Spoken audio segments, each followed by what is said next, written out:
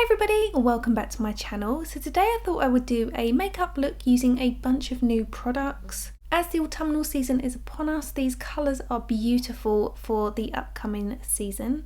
The eye makeup itself is so simple to recreate, it's beautiful for daytime or a special occasion. So let's jump into the tutorial. Today I'm starting off with some lip balm. This one is by Authored. Tanya Burr is the founder of this brand. What I love is that they are vegan, they are sustainably driven, they are climate neutral, and they only have 4 products, so it's simplicity at its finest. This is another new brand to me. It's called Foria and it came about during COVID. The ethos behind the brand is probably not one that I can get on board with as such, because it's about being able to sleep in your makeup. So the idea is including ingredients that are good enough for your skin that if you sleep in your makeup, your skin is still going to wake up feeling better for it. I still say you should take your makeup off at night. That being said, I'm using their Pregame primer. It's an emollient based formula that holds your makeup in place and stops moisture escaping. So if you do plan to sleep in it, the idea is it will hold in the moisture. This one is still a new product. I have used it a couple of times on my channel, but I am loving it and I wanted to include it again today because I know not all of you see every single tutorial. So this is the Huda Beauty Faux Filter Concealer. It comes in a luminous matte finish. You'll notice that I'm actually applying this prior to foundation, and I've done this a number of times on my channel over the years, but I decided today, because we're going to use a tinted moisturizer for our foundation, I would highlight, perfect and conceal and also contour the areas of my face before going in with that tinted moisturizer. Then we only need to apply the very minimal amount so we can achieve a nice natural lightweight finish to the skin. I like to highlight the centre of the face using a minimal amount of the product, and I'm using a beauty blender to press it into the skin. This will absorb some of the product, but it will press it in, it will give an airbrushed finish, and it leaves behind just the right amount to cover any redness or imperfections. You can do this with a slightly lighter weight concealer, it's completely up to you. The technique works the same with any products. Next I'm taking the Nars Laguna Bronzing Cream. This comes in 5 shades. I've got Laguna 02, which is the original Laguna shade. As you can see, it's a matte finish. And this particular shade has neutral undertones, which is perfect for me. This is scented with Manoy de Tahiti oil, I believe that's how you pronounce it, and it's known to lock moisture in. Having any form of oil in a product helps it to kind of glide on so seamlessly. This is such a beautiful product. Here you can see, using my It Cosmetics Heavenly Luxe Complexion Perfection No. 7 brush, I'm stippling that on the areas that I want to contour. Don't worry at this stage if it looks quite heavy and patchy. I promise it will be completely seamless. So we're just going to briefly stipple that in place. I've gone along the cheekbones, sides of the nose and around the hairline. I've also taken it around the jaw and a little bit on either side of the chin. Now imagine if you were doing this on top of your foundation. This would take a lot more blending, but because we are placing it underneath our tinted moisturizer, it's going to completely soften the appearance of the contour. I love using this brush because it's great with cream-based products as well as powders, but also because it's dual-ended, you can use the opposite side for smaller areas like the sides of the nose. I'm going in with a damp beauty blender, which we're going to be using in a moment for our tinted moisturizer as well, and I'm bouncing that over the contour. Instantly you can see it also picks up any excess product, pressing it into the skin, making it look a lot softer. And obviously you can do this over your foundation, but if you are new to contouring, this is a great technique to help you get the hang of it. Going back to the brand Authored, I'm taking their tinted moisturizer, which comes in 12 shades, and although it is only 12 shades, their light shade is super light and their deep shade is very dark, and they're very universal because they're only a tinted moisturizer, so one shade could complement 2 or 3 different skin tones. The shade I'm using here is shade number 4, which is light to medium with neutral undertones, and as you can see I'm placing it in the centre of the face and just on the areas along the jaw where we haven't applied any product.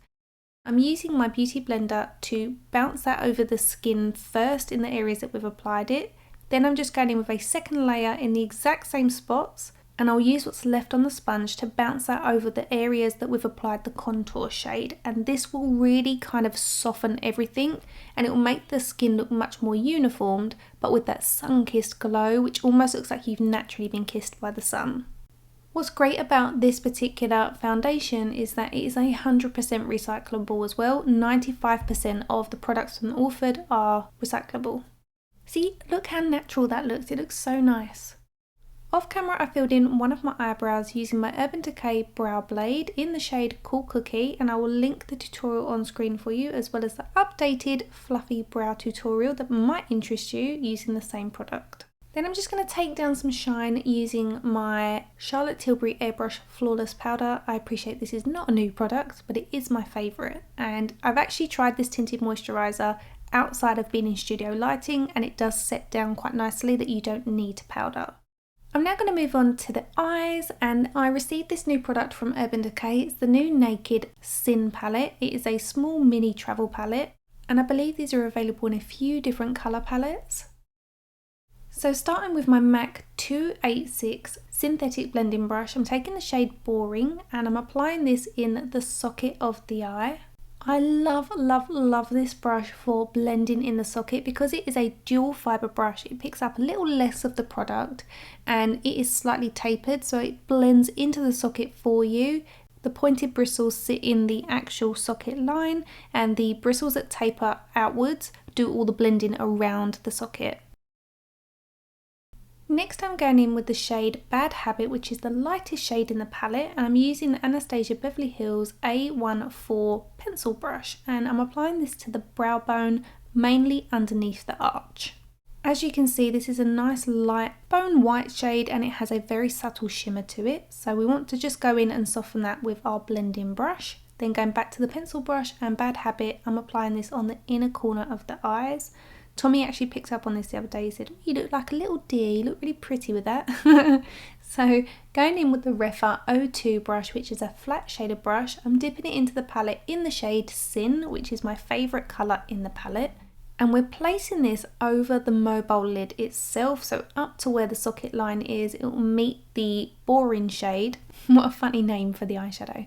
So it meets the shade Boring and really highlights this area of your eye. As it reflects light, it will help to make this area look bigger. Next we're taking the shade Twisted, which is the darkest shade in the palette. This is a matte finish, and on that Refa brush, I've not changed it, I'm using the same one. I'm turning it sideways to use the pointed side of the brush to create a very subtle V shape. Initially you want this to be quite obvious, but we are going to soften it with our blending brush.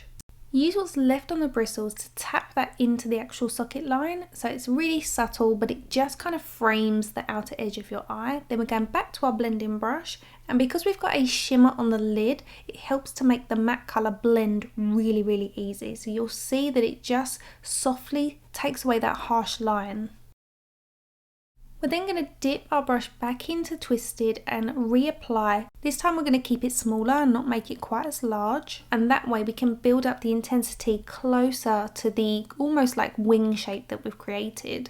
So when you are tapping that colour on, use a very light hand and then very softly tap until you get a nice shape, and then go back in with your blending brush to soften. And you can continue to build this up till you're happy with the intensity.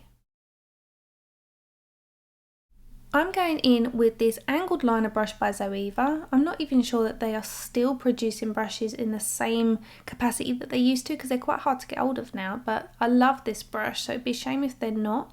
However, I'm using this, as you can see, to almost further define that outer wing shape. Again, not taking it quite as far as we did before. We want to keep that gradient that we've achieved. I'm taking what's left on the bristles and following along the lash line, keeping it really close to the root of the eyelashes and very softly smudging that so it almost frames the top lash line, and then just soften that off with your brush. I've just repeated the same process on the opposite eye, and now I'm tapping that same colour along the eyelash line. This is another new product to me. I've used the 24/7 Glide On pencils by Urban Decay before, but I have never had the shade Whiskey. So I'm taking that along the upper waterline as well as the outer third of the top lash line, just to further deepen this area. You absolutely can leave it with just eyeshadow. You don't have to do this step. I just feel like it adds a little bit more depth.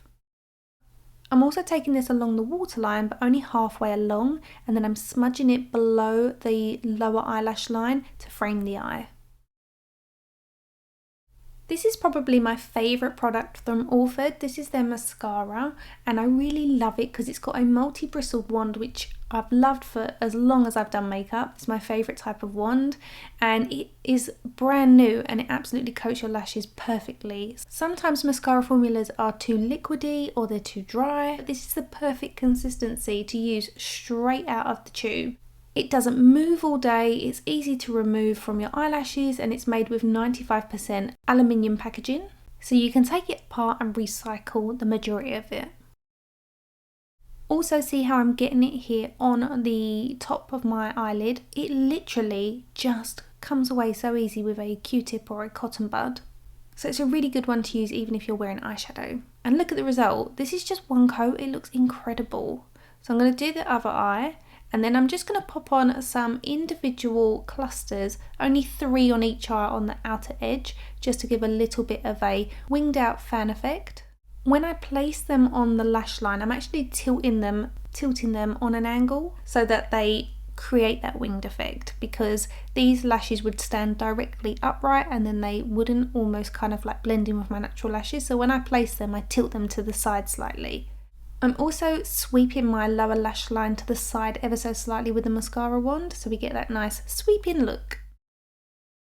This is another new product that landed on my doorstep not so long ago, so thank you Smashbox. This is their Cali Contour palette, and I'm going to be mixing together the contour and the bronzer shade, which are the 2 top shades on the outer edges. These are both matte finishes, and I'm using a Zoeva angled brush just to sweep that onto my cheekbones. We don't need a lot because we've already got a little bit of a contour underneath our Tinted Moisturizer. I'm also going to use the blush from this palette and sweep this onto the apples of the cheeks, pulling the colour backwards.